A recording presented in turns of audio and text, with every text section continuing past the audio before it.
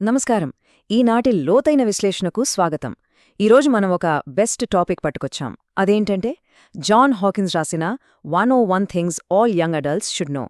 దీన్ని ఇన్ డీటెయిల్గా, అది కూడా మన తెలుగులో ఒక సమ్మరీలా తెలుసుకోబోతున్నాం.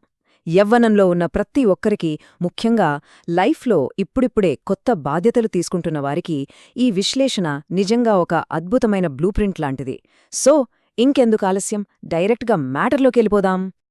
సరే, ముందుగా ఈ 35% వెనుక ఉన్న మ్యాజిక్ ఏంటో చూద్దాం. యూనివర్సిటీ ఆఫ్ ట్రెంటో వాళ్ళు ఒక ఇంట్రెస్టింగ్ కాగ్నిటివ్ రీసెర్చ్ చేశారు.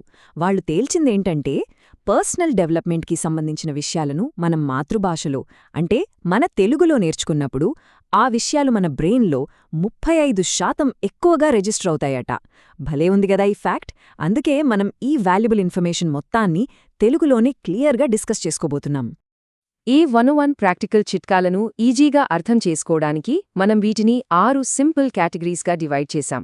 మాతృభాష ప్రాముఖ్యత, సోషల్ లైఫ్, డబ్బు, career, health and adulting, success mindset, అలాగే లాస్ట్లో ఒక అల్టిమేట్ టేక్అవే. అంతే, చాలా సింపుల్ కదా. రైట్. ఇప్పుడు మొదటి సెక్షన్, మాతృభాష మరియు నేర్చుకున్నది గుర్తుంచుకోవడం. పాశ్చాత్య దేశాల సెల్ఫ్ హెల్ప్ కాన్సెప్ట్స్ను మన ఓన్ లాంగ్వేజ్లో విన్నప్పుడు ఆ నాలెడ్జ్ మన మైండ్లో ఎంత స్ట్రాంగ్గా నాటుకుపోతుందో ఇక్కడ చూద్దాం. ఒక్కసారి జాన్ హాకిన్స్ చెప్పిన ఈ అద్భుతమైన కొటేషన్ వినండి. చివరికి మీకు గుర్తుండిపోయేది మీ అనుభవాలే కాని వస్తువులు కావు. అంటే మనం $1000 పెట్టి సూట్ కొనుక్కోవచ్చు, లేదా ఖరీదైన కారు నడపవచ్చు, కాని ఫైనల్గా మనకు మిగిలేది, మనకు గుర్తుండిపోయేది ఆ మెమరీస్ మాత్రమే. భౌతిక వస్తువులు ఎప్పటికైనా పోతాయి, కాని లైఫ్ ఎక్స్పీరియన్సెస్ ఎప్పటికీ మనతోనే ఉండిపోతాయి కదా. ఈ ఎక్స్పీరియన్సెస్కే ఎక్కువ వాల్యూ ఇవ్వాలన్నదే ఈ గైడ్ యొక్క మెయిన్ థీమ్.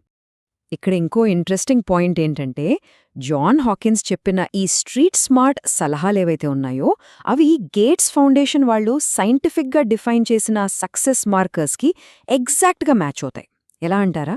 డబ్బు గురించి చెప్పే విషయాలు వారి లైఫ్ స్కిల్స్కి, సోషల్ సిచ్యువేషన్స్ ఏమో హెల్దీ రిలేషన్షిప్స్కి ఇలా కరెక్ట్గా సరిపోల్తాయి. అంటే ఈయన చెప్పిన విషయాలు గాలిమాటలు కాదనమాట, పక్కా సైంటిఫిక్ బేసున్న నిజాలు. ఇప్పుడు రెండో విభాగానికి వచ్చేద్దాం. అదే రిలేషన్షిప్స్ ఇంకా మన సోషల్ లైఫ్. అసలు సమాజంలో బలమైన బంధాలను ఎలా ఏర్పరచుకోవాలి, అలాగే అవసరమైన చోట పర్సనల్ బౌండరీస్ ఎలా గీసుకోవాలి అనే విషయాలను ఫాస్ట్గా చూసేద్దాం. మన రిలేషన్స్ స్ట్రాంగ్గా ఉండాలంటే కొన్ని smart and practical rules follow అవ్వాలి. ఎప్పుడైనా సరే సోషల్ గ్యాదరింగ్స్లో మనమే ఫస్ట్ ఇనిషియేటివ్ తీసుకుని పలకరించే వ్యక్తిగా ఉండాలి. అలాగే పర్సనల్ లైఫ్లో ఖచ్చితమైన బౌండరీస్ పెట్టుకోవాలి. ఇంకో ముఖ్యమైన విషయం, ఫ్రెండ్స్కి ఎట్టి పరిస్థితుల్లోనూ డబ్బులు అప్పుగా ఇవ్వకండి. అలాగే నన్ను క్షమించండి, నేను తప్పు చేశాను లాంటి పవర్ఫుల్ మాటలు వాడటానికి అస్సలు ఈగోకి పోకూడదు. ఇంకొకటేంటంటే, ఎవరి రిలేషన్షిప్ అయినా బ్రేక్ చేసుకోమని సలహా ఇచ్చే ముందు 100 సార్లు ఆలోచించాలి. హ్యూమన్ సైకాలజీ గురించి ఇక్కడొక అల్టిమేట్ ట్రూత్ ఉంది చూడండి. మనుషులు ఎప్పుడూ వాళ్ల సొంత టైం ప్రకారం, వాళ్ల సొంత కారణాలతోనే మారుతారు.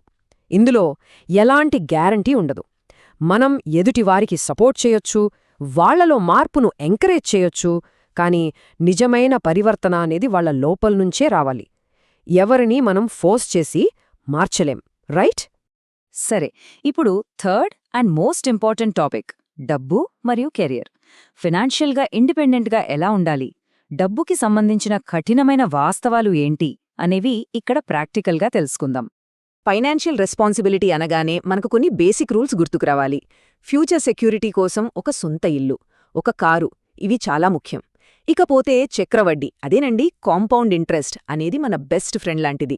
దాన్ని కరెక్ట్గా వాడుకోవాలి. బిజినెస్ డీల్స్ చేసేటప్పుడు కాంట్రాక్ట్లు చాలా స్ట్రాంగ్గా ఉండేలా చూసుకోవాలి. అలాగే ఏదైనా ఒక ఆఫర్ వినడానికి మరీ అద్భుతంగా, నమ్మశక్యంగా లేనంత ఈజీగా అనిపిస్తే అది పక్కా మోసమే అని ముందుగానే అలర్ట్ అయిపోవాలి. ఇవన్నీ లాంగ్ టర్మ్ వెల్త్ క్రియేట్ చేయడానికి మంచి పునాదులు. ఇక కెరీర్కి సంబంధించి ఒక సూపర్ ప్రాక్టికల్ అడ్వైస్. జాబ్ మారాలి అనుకుంటున్నారా? అయితే ఈ సేఫ్ స్టెప్స్ ఫాలో అవ్వండి. స్టెప్ 1, ముందు కొత్త జాబ్ వెతకడం స్టార్ట్ చేయండి. స్టెప్ 2, ఆ కొత్త జాబ్ని కన్ఫర్మ్ చేసుకోండి. చేతికి ఆఫర్ లెటర్ రావాలన్నమాట. స్టెప్ 3, అప్పుడు మాత్రమే ప్రెజెంట్ చేస్తున్న జాబ్కి రిజైన్ చేయండి. చాలా సింపుల్ కదా. కానీ ఈ పద్ధతి ఫాలో అయితే అనవసరమైన ఫైనాన్షియల్ టెన్షన్స్ నుండి మనం పూర్తి సేఫ్గా ఉండొచ్చు. ఇక్కడ మనం ఒక ముఖ్యమైన కంపారిజన్ చూడాలి. ఒకవైపు రొటీన్ లైఫ్తో సేఫ్ జోన్లో ఉంటూ సరిపెట్టుకోవడం, మరోవైపు క్యాల్క్యులేటెడ్ రిస్కులు తీసుకుంటూ కొత్త అవకాశాల వైపు వెళ్లడం. సేఫ్ జోన్లో ఉంటే జీవితం ఆర్డినరీగానే ఉండిపోతుంది. కానీ రిస్క్ తీసుకునే ఎంటర్‌ప్రెన్యూర్ మైండ్ సెట్ ఉంటే లైఫ్లో మనం ఎక్కడికో వెళ్ళిపోవచ్చు. ఇది ఎప్పుడు గుర్తుంచుకోండి. ఇక 4వ విభాగం హెల్త్ మరియు మన రోజువారీ అడల్టింగ్. అదేనండి, రోజువారీ పనులను మేనేజ్ చేయడం. ఇవి కూడా మన జీవితం అనే చక్రం స్మూత్గా తిరగడానికి చాలా ముఖ్యం కదా. అవేంటో చూసేద్దాం. రోజువారీ జీవితంలో మనకెదురయ్యే చిన్న చిన్న ఇబ్బందులను తగ్గించే సింపుల్ కానీ పవర్ఫుల్ హ్యాక్స్ ఇవి. రోజు ప్రారంభించే ముందు ఒక బేసిక్ టు డూ లిస్ట్ రాసుకోండి. ఇంట్లో చిన్న చిన్న రిపేర్ల కోసం లెఫ్టీ లూసీ రైటీ టైటీ అనే బేసిక్ రూల్ గుర్తుపెట్టుకోండి. అలాగే ఒక టైపింగ్ క్లాస్ నేర్చుకోవడం చాలా హెల్ప్ అవుతుంది. ఇల్లు ఎప్పుడూ క్లీన్గా ఉంచుకోవడం, పనికిరాని వస్తువులను ఎప్పటికప్పుడు పారేయడం చాలా ఇంపార్టెంట్. వీటన్నిటికంటే మించి నిద్ర. మన బాడీకి తగినంత నిద్ర ఎంత అవసరమో ఎట్టి పరిస్థితుల్లోనూ తక్కువ అంచనా వేయకండి. హెల్త్ గురించి ఇక్కడొక అల్టిమేట్ రూల్ చెప్తాను వినండి.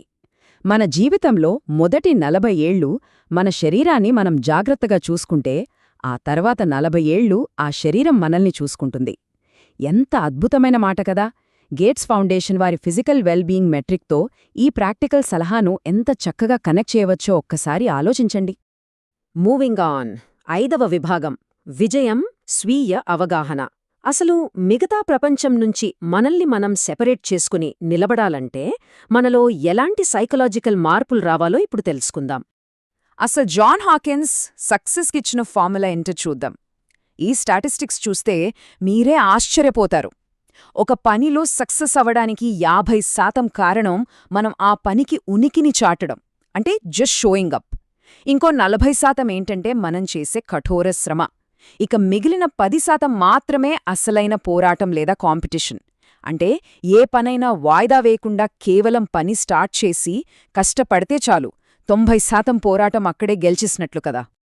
ఇది చాలా మందిలో మనం చూసే డిఫరెన్స్. విన్నర్స్కి, లూజర్స్కి తేడా ఏంటో తెలుసా? తాము ఎందుకు ఫెయిల్ అయ్యామో లూజర్స్ ఎప్పుడూ సాకులు వెతుకుతూనే ఉంటారు. కాని విన్నర్స్ అలా కాదు. వాళ్ళు ఆ పనిని ఎలాగైనా పూర్తి చేయడానికి 100 మార్గాలు వెతుకుతారు. ఎవరి తప్పులను వాళ్లు యాక్సెప్ట్ చేయడం, ఓనర్షిప్ తీసుకోవడం అనేది నిజమైన పరిణతికి, స్వీయ అవగాహనకు ఫస్ట్ స్టెప్. ఇక మనం చివరి విభాగానికి వచ్చేశాం. అల్టిమేట్ టేకవే, పశ్చాత్తాపం లేని జీవితం. పైన మాట్లాడుకున్న అన్ని విషయాలను కలుపుకుంటూ ఎలాంటి రిగ్రెట్స్ లేకుండా లైఫ్ని ఎలా డిజైన్ చేసుకోవాలో చూద్దాం. ఈ నో రిగ్రెట్స్ ఫిలాసఫీలో కొన్ని కోర్ పాయింట్స్ ఉన్నాయి. ఫస్ట్ థింగ్, ఈ డిజిటల్ యుగంలో సోషల్ మీడియాలో ఇబ్బంది కలిగించే పోస్టులు పొరపాటును కూడా పెట్టకండి. సెకండ్, మనం ఫుల్ కోపంలో లేదా అప్సెట్లో ఉన్నప్పుడు ఈమెయిల్స్ కానీ మెసేజ్లు కానీ ఎప్పుడు కంపకూడదు. మూడవది, ఎప్పుడూ పాజిటివ్ విషయాలపైనే ఫోకస్ చేయండి. నాల్గవది, కెరీర్, హెల్త్, పర్సనల్ లైఫ్ ఇలా అన్నిటి మధ్య పర్ఫెక్ట్ బ్యాలెన్స్ ఉండేలా చూసుకోండి. అండ్ ఫైనలీ, ఈ జీవితం శాశ్వతం కాదన్న నిజాన్ని ఎప్పుడూ మర్చిపోకండి. ఇక ముగించే ముందు మనల్ని మనం అడుక్కోవాల్సిన ఒక పవర్ఫుల్ ప్రశ్న. మనమెప్పుడు పడుతున్న టెన్షన్ కానీ, బాధ కానీ, లేదా చేస్తున్న పని కానీ 5 ఏళ్ల తర్వాత కూడా ఇది నిజంగా నాకంత ముఖ్యమైన విషయంగా ఉంటుందా? ఒక్కసారి ఆలోచించండి. మన టైంని, ఎనర్జీని ఎక్కడ ఖర్చు పెడుతున్నామని తెలుసుకోవడానికి ఈ ఒక్క ప్రశ్న చాలు. ఈ విశ్లేషణ మీ ఫ్యూచర్ని మరింత క్లియర్గా ప్లాన్ చేసుకోవడానికి ఖచ్చితంగా ఉపయోగపడుతుందని ఆశిస్తున్నాను. మరొక ఆసక్తికరమైన అంశంతో మళ్ళీ కలుద్దాం.